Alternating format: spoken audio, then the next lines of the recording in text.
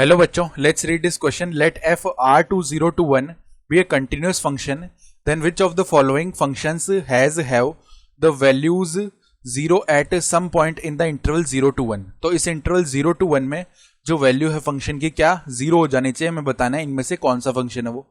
Start कर लेते हैं हमारे की कॉन्सेप्ट से. की कॉन्सेप्ट देखो क्या हो जाएगा. हम जानते हैं if f dash x is greater than 0 then this implies that f x is a strictly increasing function. Is a strictly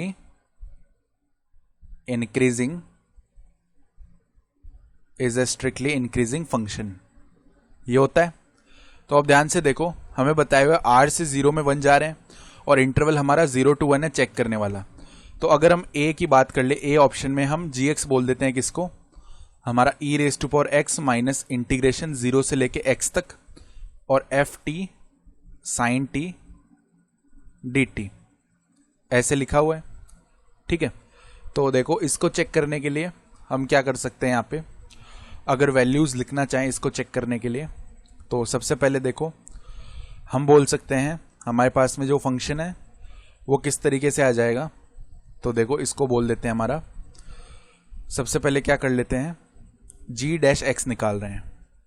ji dash x निकाल रहे हैं तो differentiation e raise to power x का e raise to power x ही हो जाएगा minus. अब इसका डिफरेंशिएशन कैसे करते हैं, देखो पहले तो अपर लिमिट रखते हैं इसमें as it is, f of x sine x हो जाएगा और डिफरेंशिएशन करेंगे एक्स का एक्स के रिस्पेक्ट में जो कि 1 होता है माइनस में. अब जो है लोअर लिमिट रखेंगे तो f zero sine zero, f zero sine zero, differentiation of 0 with respect to 0, sorry with respect to x, तो 0 आएगा ये वैल्यू.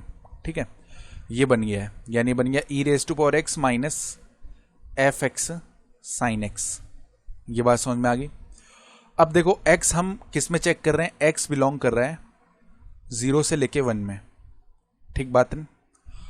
तो एक्स जब इसमें बिलोंग कर रहा होगा तो इस केस में देखो हम बोल सकते हैं कि ई रेज टू पावर एक्स जो है ना वो कहां से कहां में बिलोंग करेगा. ई रेज टू पावर 0 1 होता है तो 1 से लेके ई में ये चला जाएगा. ठीक है, तो ई रेज टू पावर एक्स तो 1 से ई में जा रहा है. और अगर हम बात करेंगे एफ एक्स साइन एक्स की, क्योंकि एफ एक्स के लिए रेंज जो है 0 से 1 है तो ये 0 से 1 जाएगा. साइन एक्स भी क्या होगा, कुल मिला के बोल सकते हैं कि एफ एक्स साइन एक्स जो है ना वो वैल्यू भी हमारा 0 से लेके 1 चला जाएगा. ठीक है, तो अब देखो 1 से ई में जा रहे हैं और 0 से 1 में जा रहे हैं, इनका जब सब्ट्रैक्शन लेंगे तो वो वैल्यू बोल सकते हैं E raise to power X minus F X sine X. ये जो वैल्यू है ना ये ग्रेटर देन 0 होगी for x belong to 0 to 1. ठीक है, तो अगर ऐसा हो रहा है तो यहाँ पे gx जो है वो स्ट्रिक्टली इंक्रीजिंग फंक्शन है. अब अगर हम g ऑफ 0 की वैल्यू निकालते हैं तो वो देखो क्या आएगा, ई रेज टू पावर 0 1 होता है माइनस 0 से 0 लिमिट जाएगी तो इसका वैल्यू तो डायरेक्टली 0 हो गया, यानी ये वैल्यू 1 हो गया.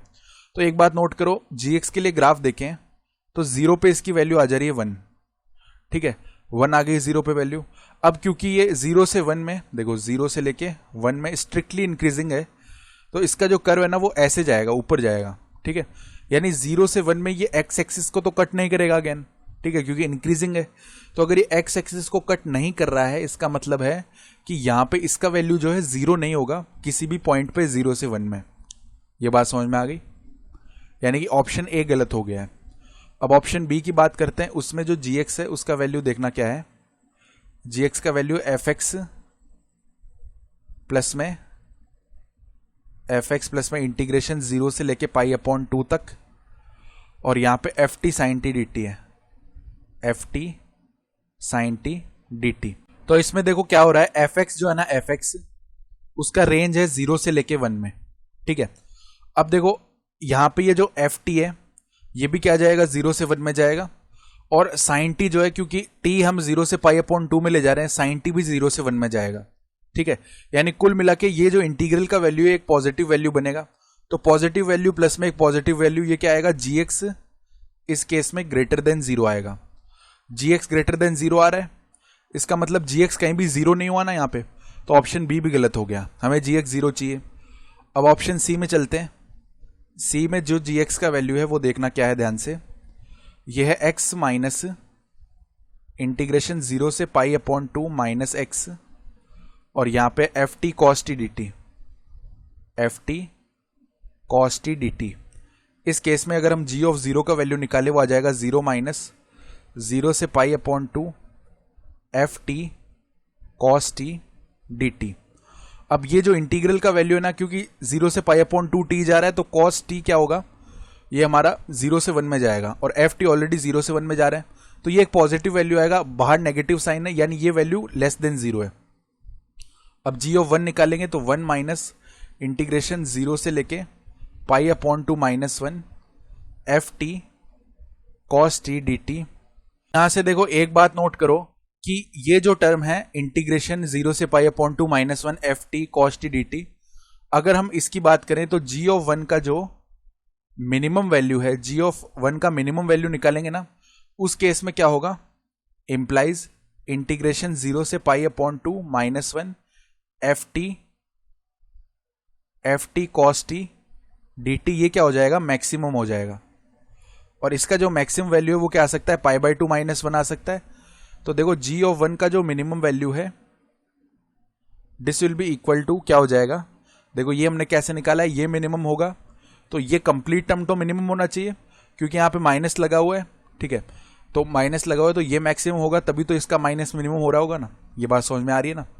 तो अंदर वाला ये वाला हमने मैक्सिमम कर दिया तो इसका मैक्सिमम वैल्यू क्या होगा, पाई बाई 2 माइनस 1, तो 1 माइनस में पाई बाई 2 माइनस 1, यानी ये बन गया हमारे पास में क्या, 2 minus pi by 2 that is greater than 0। तो अगर इसका मिनिमम वैल्यू ही ग्रेटर देन 0, इसका मतलब g ऑफ 1 ग्रेटर देन 0 आ रहा होगा।